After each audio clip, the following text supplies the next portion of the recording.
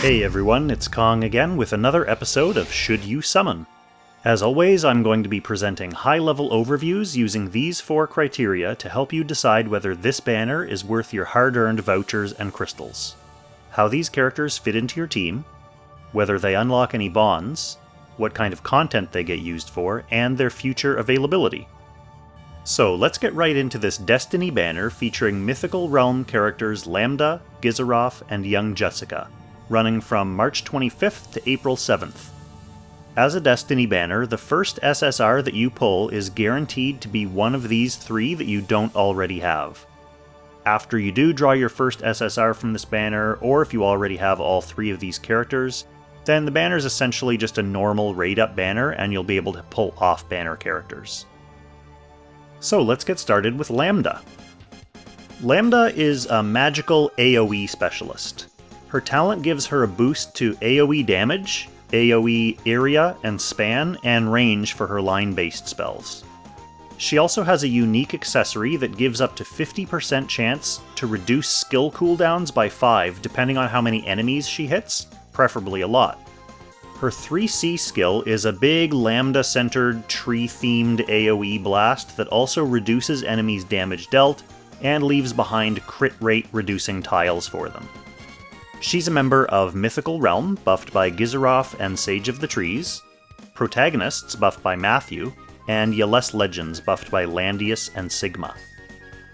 For bonds, she unlocks the defensive bond for Virash, and the attack bonds for Gizarof and Omega. For her own bonds, she needs Rachel for her defensive bond, and Sigma for her attack bond. For content, in PvE, she's on faction for Phoenix in the Eternal Temple, and Hugin and Munin, Fenrir, and Needhog in Ancient Beckoning, though she's not really a top pick for any of those.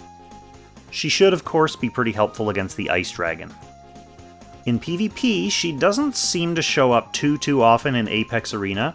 Still, if her 3C skill, and heck, Shelfaniel's recent 3C skill tempts you to run a Yeles-based AoE team, then Lambda's definitely another strong tool in that kind of toolbox.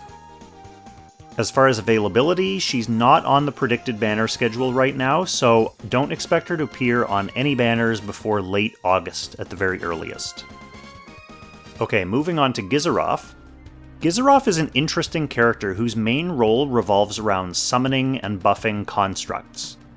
He also automatically summons a construct when he dies, and his 3-cost skill explodes his current construct and then summons an extra powerful big juicy one. His unique weapon gives his summoned constructs an extra buff every time he uses a skill.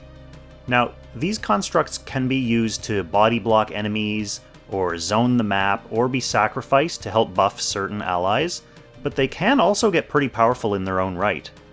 He's a member of Mythical Realm, buffed by Gizarof himself, and the Sage of the Trees, and Dark Reincarnation, buffed by Bozel. His fusion power for Mythical Realm gives affected units a tick off their cooldowns whenever they kill an enemy, or whenever an ally is killed. For bonds, Gizarof unlocks the defensive bond for Rainforce, and the attack bond for the upcoming new meta debuffer, Kruger.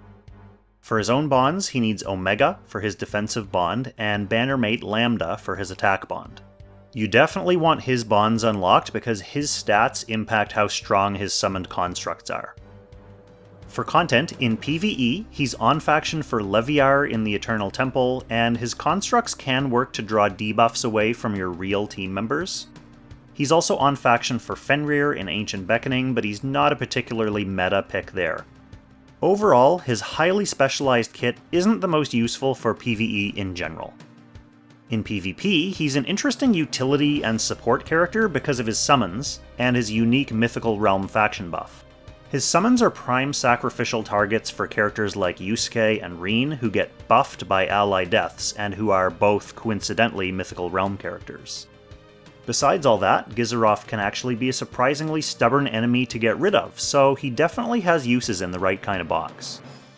For availability, he's not on the predicted banner schedule right now, so again, don't expect him to appear on a banner before late August at the very earliest.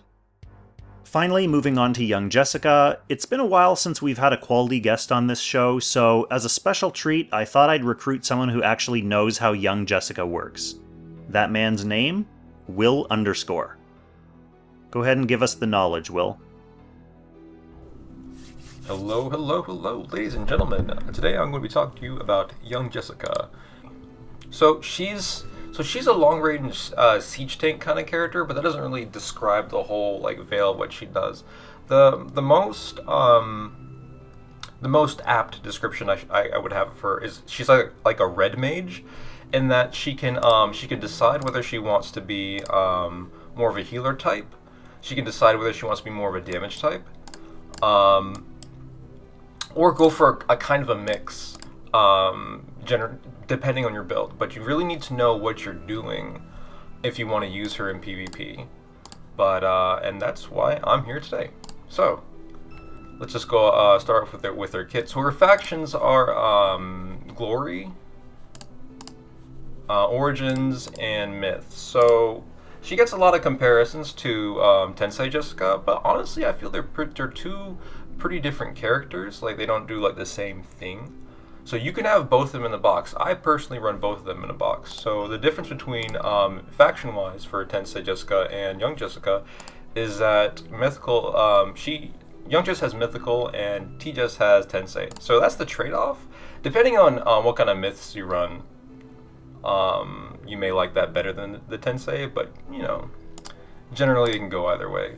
So her talent is the farther away that she is from her target, the more damage she does. So that's pretty big for when she's doing her single target, and that also counts for when she's doing her AOE. So if she were say 6 spaces away, right, and she's going to hit somebody with an AOE, right, but there's someone, and so that's at the furthest range she can cast it, which is 6 spaces. However, if there's someone behind that target, that would 3 spaces behind that target, that would make it a distance of 9 spaces. So if they're actually further from Young Jessica, it's always recorded individually. Each individual target is recorded from their distance to Jessica's distance, not from where you casted it, but from Jessica to the enemy. So it's going to be calculated differently for everyone that got hit. So, and the other part of her talent is if she stands in place, she gains, but she has to stand in place and do nothing else to get this part of the talent. She can't cast Mass Heal, and she can't she can't cast her Transform, which we'll get to later. And that's in this. It's good in tandem with her unique, which is her helmet that allows her to act again if she doesn't do anything. It's got a steep cooldown of 4 turns. However, so she has a transform skill. Before I get into all the other stuff, so she has a transform skill that was really the crux of her character, that she goes into siege mode basically. So she activates this. She can't move. Her movement gets reduced to 0. However, anything that boosts that move can still anything that boosts that move will still apply. Let me get you an example. So as you can see, she's without a genius staff, her range is going to be 5 for a single target, because it adds 3. The transform reduces her movement to 0, and then adds 3 range to her skills, not to her basic attack, just to her skills. So, but this counts both Fireball, Mass Heal, AOEs, whatever. So right here, and since I before that, so she has a, so right here in this situation, I can't reach this Lucia, right? So, but to do so, what I'm going to do is I'm going to move. I'm going to wait in place. So I'm not going to move or do anything. And then that activates the act again. And then I can move 2 spaces, and then I'm in range. It's a little bit. It takes a little bit getting used to. So watch. So I did that. I stopped, I didn't move, and that activates an act again within Jessica. So another thing to note is that it doesn't actually keep any of her buff counts the same. Say for example, SP Elwyn's Chivalry move, where it keeps the cooldown. So She does a lot of act again, so she can run out of her buff counts really fast. So you have to manage that. So what I did here is that I waited, and then I get 2 move from her talent, and then her unique allows me to act again. Then I move 2 spaces forward, because any bonus move that's applied to Jessica allows me to do stuff again, or allows me to move, and then I hit Lucia. So my attack was just a little bit, not enough to kill. Like, we go on in the match, and then I hit her again. Yeah, he kills my Elwyn. She heals, and then bam. So my Sorks aren't full, but I still get the kill this time. And then to even further demonstrate how important it is, like how good it is when you get a bonus amount of movement on young Jessica. So we're gonna do that here. So we're gonna cast the heal, and then she gets a Tenyo's buff, and then now she has like 3 move, even though she's untransformed. So when she de-transforms in her little transform thing here, she actually gets another move again. So what I'm going to do here is I'm gonna move forward 3 after Zerida does her thing. So she thinks that I'm completely out of range, right? Because I'm like, oh, I can't reach you.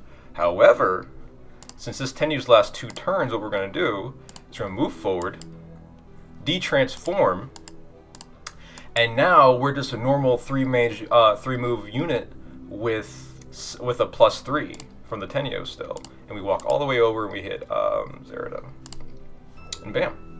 Like so that's like her in-game applications that you can focus on. Let me go over her kit real quick. So she has a lot of different facets. Like showing that in the game is the fastest way to really explain what she does, what she can and can't do. So she has 2 single target skills, Cleanse and Fireball. Generally, you want to bring the Fireball. You can bring Cleanse, especially if you want to punish werewolf users, because that's the newest big thing right now. Because people have werewolves on, they put them on their juggler, they put them on their burn, they put them whoever they can put them on. And if you need to kill demon troops, this is a good way to do so. Although your Sorks do go before your Cleanse, but that's a whole nother story. So she does have a Strengthen, and this Strengthen does apply to her. The bonus range does apply to her Strengthen, so she can strengthen from. Is it 5 away? 6 away. So 6 away. It's 3 + 3, and then she does have a mass heal. The mass heal is especially important in her healer builds. If you want to do a healer build, you want to run Breath of the Goddess. Generally, you're going to want to run Breath of the Goddess and mass heal, because on her soldier list, she really only has 2 usable soldiers. You could go Dark Elf sometimes if you really want to try and kill something like Luna. But generally, you're just going to be using Sorks and Forest Priests. You go on Forest Priests when you want to heal, when you need to be healing and removing debuffs. Sorks is when you're doing single target attacks. If you don't have any single target attacks, Forest Priest is a very easy choice.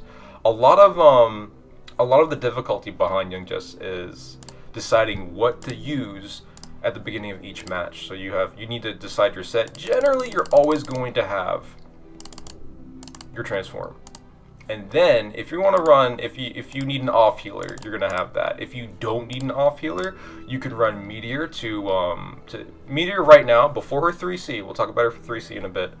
Before her 3C is her highest damage multiplier. Breath of the Goddess is only 0.3, but Breath of the Goddess, however, it acts as like a healer move and a damage move. So whoever it hits that's an ally is going to be healed and removes a debuff. And if you have Forest Priest, it removes a second debuff. And whoever the enemy that's hit gets damaged by 0.3, and then it gets a buff removed. So right now with this, the Goddess Breath is only castable on enemies. However, so the 3C, let's talk about that now, which is coming up the next monthly update. The 3C is it's basically this. However, it comes with a passive, So the passive is when this hero dies, it dispels 2 debuffs from all allies within 5 blocks of self. It's kind of like a Weiler thing, and restores HP to equal to 3 times Young Jessica's int. So it's very much a Weiler kind of thing,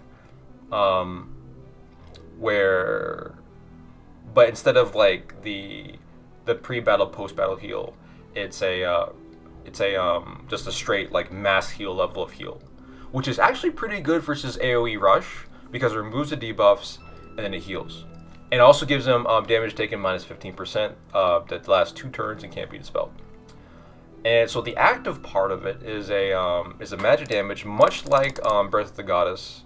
However, it's 0.36, so it's equal to Meteor in terms of damage.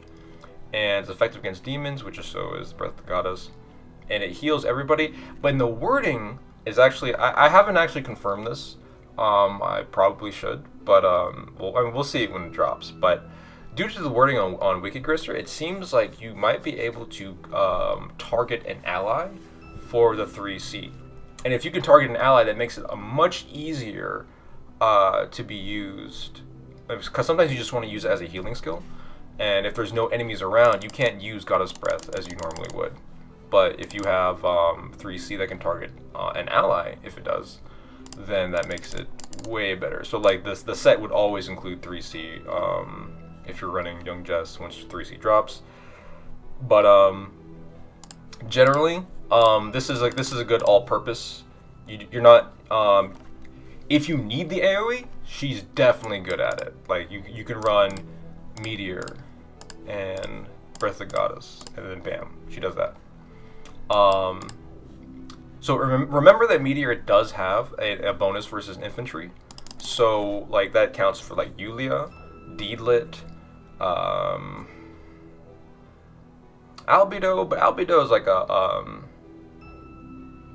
yeah, I mean I guess that is good for Albedo, and like any other infantry that your opponent may have. Reen, fireballs, like Reen dies to fireballs so hard. Like if you're gonna hit I've killed Reens through Aeolus, the armor that creates the wind wall, and that the fireball still kills because she has just so much damage up. So if 5 spaces away, that's 8 times 5, which is 40. So 40% damage up on top of like all the other crap that all the other bonuses that you're getting, depending on whatever they may be, like from faction buff or so on. So let's see. I'm gonna do a game where I'm gonna show a game where I use her for healing. So in this composition, I determined that I don't need her to single target because we have it's not that she can't single target in this situation, but like I needed a way to just not die to Bozel. So we had some Gospel, we had some Deedlit, but Deedlit alone can't do this. So we set up. So I get hit by Shelf, right? But I don't want to use it just yet.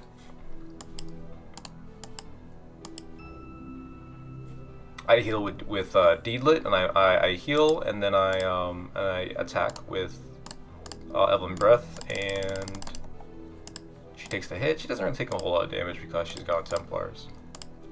And then Bozel comes in, hits me with the black hole, and I'm like, oh, so this is usually the time where it's like, oh shit, I lost, right? But I mean, oh poop, I lost, right? But so I do it right here. So I start with the mass heal, and her unique works in a way that if you didn't move and you didn't do damage, you act again. And that includes if all you did was mass heal. So now I mass healed, I got the act again, however my mass heal is on cooldown because I just used it. So what I'm going to do here is I'm going to deactivate the siege mode, the transformation, and then I get another act again. Let me go back. I deactivate the siege mode. That gives me another act again. So now mass heal is back up. I move forward. I have to cast in the normal 3 range, but I can do double mass heal with Young Jessica. So then I get hit by a 3C, and then boom. So I'm still taking a shit ton of damage. And then, so I do, yeah, I blow her up with Holy Justice.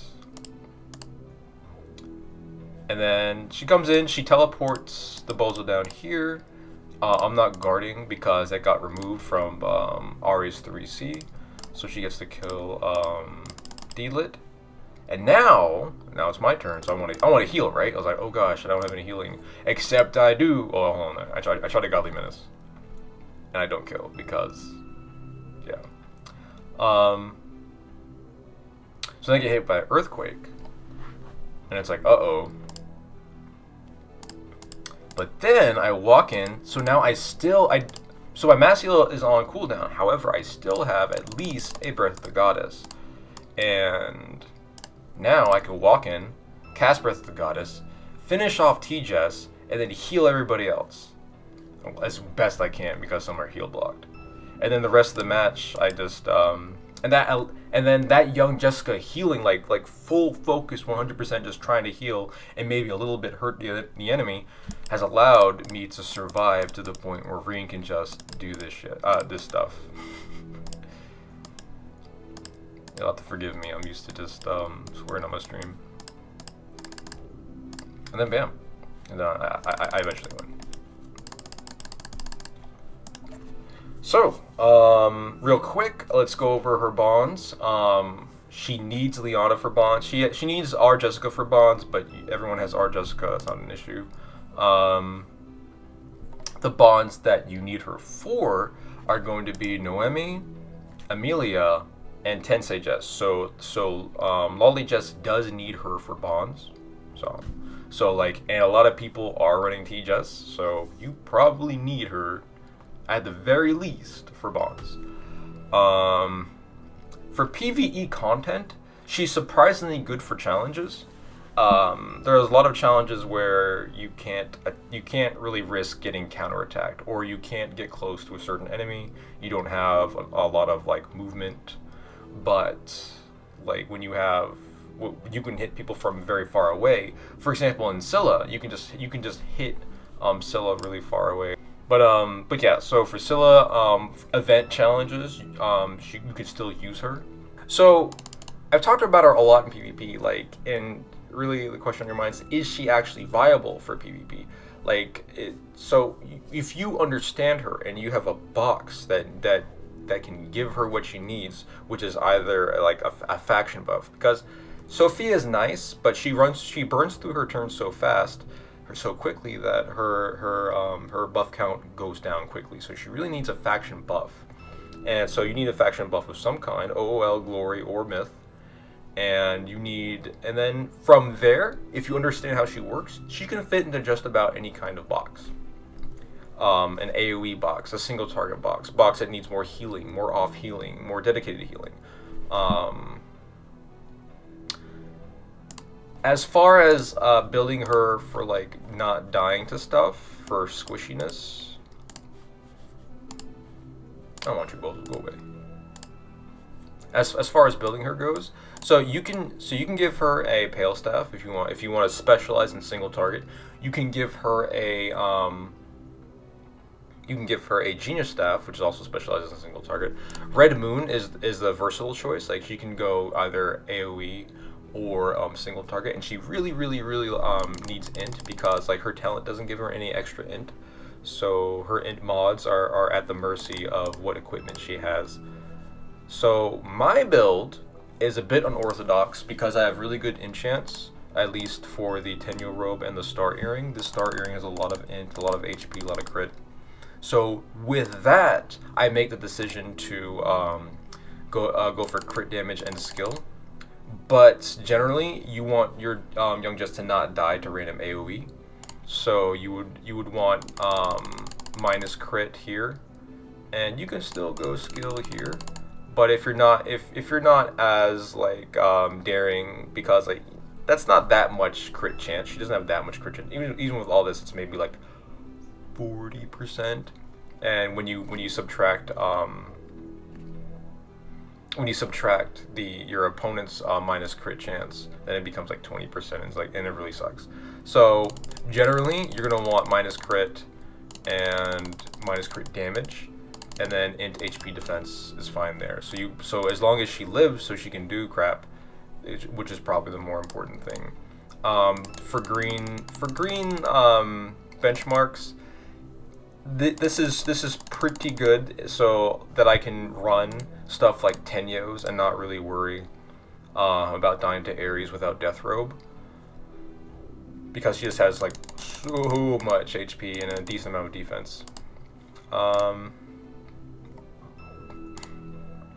So if your enchants aren't really that good, you can go Death Robe and just not get crit, because that's really important to not die from Ares. If you die to Ares, your Young Jess is very, very compromised. Like it becomes a like a ban pick choice where it's like, oh, I just can't pick Young Jess if I die to Ares. So it's really important that you get your Young Jessica to a level where she doesn't die to Ares, either through good enchants or Death Robe and other equipment. So for her accessory, you can go Dim Jewel. You can go Holy Ring to make sure you don't get silenced. However, that does not give you base HP. So that can allow you to die easier to Ares or something like that. So for moments like that, relying on your positioning by positioning your Young Jessica away from the AoEs may be better than having like a silence immune at the cost of HP. So her helmet's pretty non-negotiable. You can use Tenyos, but then you lose a lot of her combo potential and a lot of her mobility. And her mobility is really important, and her versatility is really important with this helm, because without this, she can't do her mass heal trick. She can't she can't transform and then attack on the same turn. There's a lot that she won't be able to do if she doesn't have this helm over Tenyos. But you can go Tenyos if you're on that level that you understand her enough that you don't need what's going on with Scryer, then you can use Tenyos. But generally, you want to use this unique. And yeah, goodness. So she's generally underrated, and generally you're probably gonna be using T-Jess over her. But if you ask me, they do different things, and you can run both of them in a box, like I said before. And yeah, like if for what she can bring to a party is basically whatever you need. So once you understand once you understand what to bring in general, and when her 3C comes out, she has another niche. Once her 3C comes out, she has another niche as an anti AoE specialist, where once she can both heal the team, and when she dies, when she eventually falls, she heals the team again and helps them out some more. So yeah, I hope you guys enjoyed, and Colin, take it away. Thanks for that detailed analysis, Will. It's great to see her in action too. Although the downside of that is now I kind of want to build my Young Jessica, so let's move on. Actually, before we finish up, I will mention that Young Jessica is coming back in mid-July on a Destiny banner alongside the Light of Genesis and Akka. Okay, so here's the quick and dirty summary of this episode. First, we have Lambda, who's a magical AoE specialist, who unlocks the defensive bond for Virash and the attack bond for Gizarof and Omega. Then we have Gizarof, who's a unique utility character who can summon and sacrifice robo-buddies. He unlocks the defensive bond for Rainforce and the attack bond for Kruger, and he has a faction buff for Mythical Realm. And finally we have Young Jessica, who's a long-range magical threat who kind of dabbles in a whole bunch of different roles. She unlocks the attack bonds for Emilia, Nomi, and the Light of Genesis. Finally, just the usual reminder about upcoming banners. Next week sees the return of the classic catch-up Ledin, Rachel, and Ultimuller banner, which is always a decent one for newer players to pluck one guaranteed unit from. The week after that, we should be getting the next crossover already, Keith Courage featuring Wataru and Himiko, these tiny cartoon creatures. Himiko in particular got a lot of play in the Apex arena in China, so she's sure to be a pest when she makes it to global as well. Okay, so I hope you found this video helpful. I know I've seen a lot of comments over the last few weeks about people saving up for Lambda, and I know Will was just pretty convincing about young Jessica, so definitely let me know in the comments if you're gunning for anyone here. As always, thanks so much for watching, and I'll catch you in the next Should You Summon. Special thanks, as always, to my Langrisser tier channel members, Levitt, Derek Gunderson, and Kyle Greer-Brown, as well as all the gold tier channel members. Thank you again for all your support.